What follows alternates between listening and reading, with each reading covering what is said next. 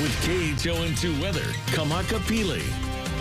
Depending on where you are across the islands, it's been a wet day, especially for the east end of the island chain, which tomorrow looks to be similar, especially for Hawaii Island. So if we highlight Maui, those rain chances, they remain on a scattered level, 30 up to 50% chance. But if we look both on the Hilo and the Kona side of Hawaii Island, those numbers are 80 up to 100%, with even some slight chance of isolated thunderstorms, especially during the afternoon hours for both ends of Hawaii Island. So we'll keep that threat of ua high with a slight chance of hekili or thunderstorms, and our ocean conditions bumping that up a bit. We had that high surf advisory, which has since been discontinued, but we do have a small craft advisory for our oceans. But in addition to that, that winter storm warning for the summits of Mauna Kea, Mauna Loa, flash flood warning for the Hilo side of Hawaii Island at least until 7 o'clock, and flood watch remains for Maui and Hawaii Island through tonight, through tomorrow morning and afternoon. And right now, the expiration time is 6 o'clock tomorrow evening.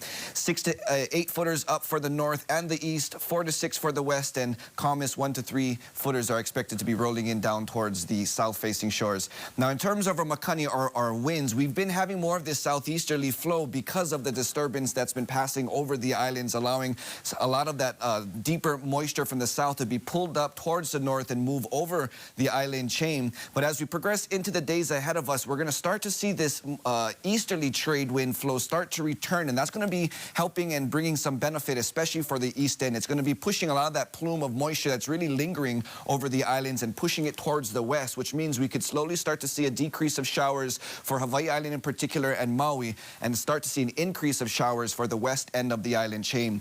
This is that one disturbance that we have over the islands. Again, an upper level disturbance lingering south of the state. Towards the west, we have that Kona low we've been referring to, and then we can see it here, but we also have this next cold front, and all of those elements looks to be kind of reinforcing each other as we step into the new week, and that's going to really start to intensify shower activity for Ni'ihau, Kauai, and Oahu in particular. And then that might, again, be giving a slight period of relief for the east end of the island chain. But if we look time by time, we're looking at 10 o'clock tonight, progressing through the midnight hours. We're already starting to see some of that moisture push over towards the west. Again, the return of those easterly trades are going to help to do so. But we're still going to continue to see lingering showers for especially Hawaii Island as we continue to progress, not through our Lapule tomorrow or Sunday, but even into Monday. And once we get to Monday evening into Tuesday, that's where the real focus, the shift of that focus of showers will be moving over towards Kauai and Ni'ihau in particular, and portions of Oahu as well.